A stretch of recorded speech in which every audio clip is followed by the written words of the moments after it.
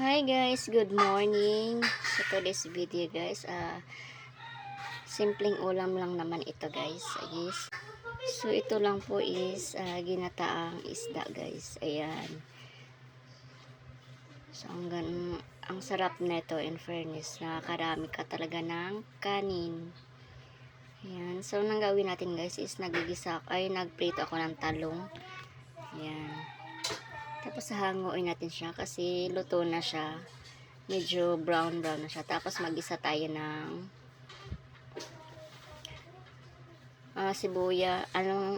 luya, tsaka sibuyas and bawang. Yun. So, nilalagay ko na yung gataan, nilalagay ko na rin yung fish. Yan siya guys. Tapos, nilalagyan ko siya ng okra. Optional lang po yan. Mas gusto ko po kasi maglagay ng okra sa mga niluluto ko. Kagaya ng paksiw. Yan.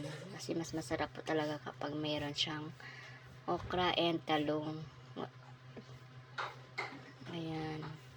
So, ipapatong lang natin siya dyan guys. Ayan. Tapos, lagay tayo ng siling haba. In-slice ko siya. Ito na nga, luto na.